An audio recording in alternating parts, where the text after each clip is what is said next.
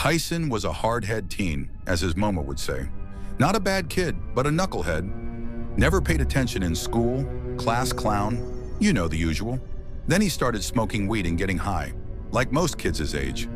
That summer before school started, the family moved to a new neighborhood. 0178 Mean Street, in the east of New Orleans. Nice duplex home, Beverly Hills compared to the house they just moved from off of Port Street in the 8th Ward. His mother would work most of the day, so he babysat his baby brother when he wasn't with his father or uncle.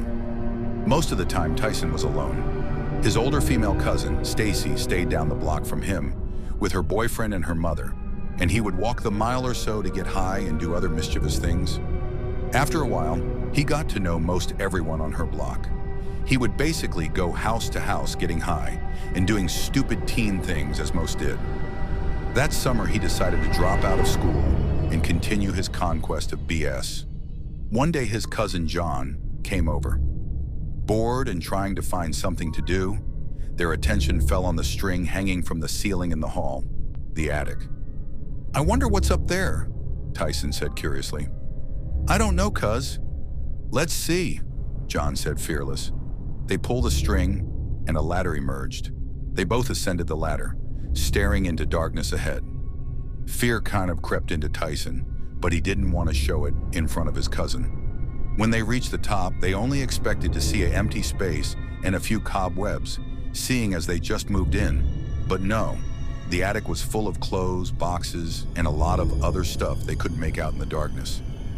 It startled the pair so much that they went back down the ladder. After telling his mother what they had found, she told them it must be for the neighbors, since they were the landlords and they shared the duplex together. She also warned them not to go back up there. But Tyson, being the knucklehead he was, he and his cousin went back, this time with a flashlight. They once again ascended the ladder, entering the darkness. They shined the light around the attic and seen a bunch of junk. A lot of it seemed out of place. Not willing to go any further than the threshold, the boys stumbled upon an old dusty box. Opening it, they found a bunch of old black and white photos of a family. Not one was in color. Going through the photos, they both got an eerie feeling. This was the early 2000s. Not one colored picture. Both agreeing this was strange, they put back the pictures and darted out of there. Later, they told Tyson's mother what they had found. "Didn't I tell y'all not to go up there?" she said sternly, later admitting it creeped her out too. Days had gone by. His cousin John went back home, and Tyson went back to his old routine. One night after getting high with some friends, he headed home for the night. When he made it home, his mother was working late as usual, and his baby brother was gone. His mom had the biggest room in the house, so he would go in there from time to time and lounge. As he walked down the hall past the string hanging from the attic, the air felt thick. The house was dimly lit, with only the kitchen light illuminating the house. He slowly approached the room and twisted the doorknob. As the door opened, he scanned the room. The only light shined through a window on the right side of the room, next to his mother's bed.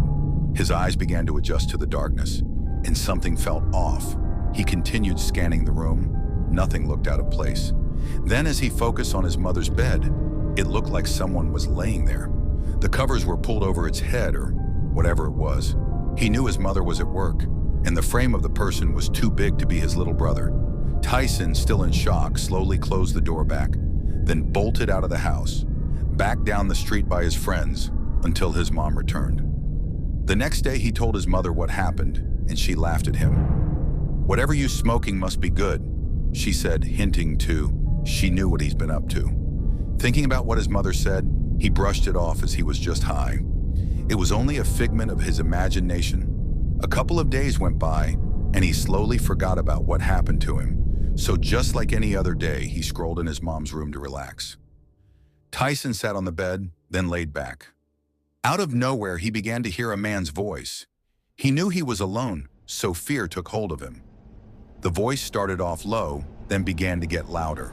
The voice shouted all types of vulgar words at him or whatever he was talking to. It almost sounded like the person was right next to him. Tyson's fist balled up into a death grip, and his body locked as he listened to the rage coming from the voice. Then suddenly he could hear the voice being overpowered by something.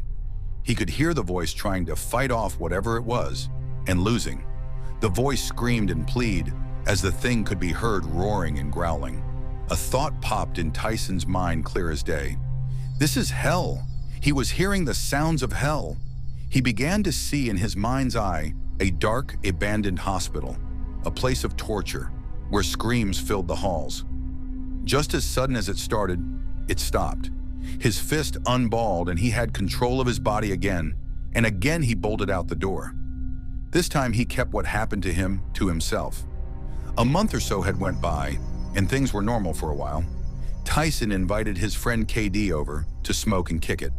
They rolled up a blunt of weed, smoked it, then went in his room. As Tyson and KD talked, a sharp pain began to throb in his head. It started then stopped. Trying to downplay what he felt, he tried paying it no mind. Then the sharp pain began again, this time even worse. It felt like somebody was trying to crack his head open like an egg and fry his brains. He let out a scream, startling his friend, who ran to get his mother. Then he quickly exited. His mother entered the room to see her son yelling in pain. His eyes looked dark to her. Tyson began to talk out of his head, blurting out things, describing the city as evil, and that God would punish them. He would speak more and more about evil deeds, between the howls of pain. His mother retrieved a Bible and gave it to him. Tyson slowly came back to himself, falling into a deep sleep. Hurricane Katrina hit the city of New Orleans not long after. He and his mother left the city, never really speaking about it. Since, they returned to the house to collect their belongings, after the storm destroyed most of the city. Every room in the house except his mother's room showed some signs of damage. Coincidence, he told himself. Years later, they visited his uncle and aunt in Texas. Over conversation about the past, Tyson finally spoke about what happened to him on 0178 Mean Street. His family listened to his tale in amazement.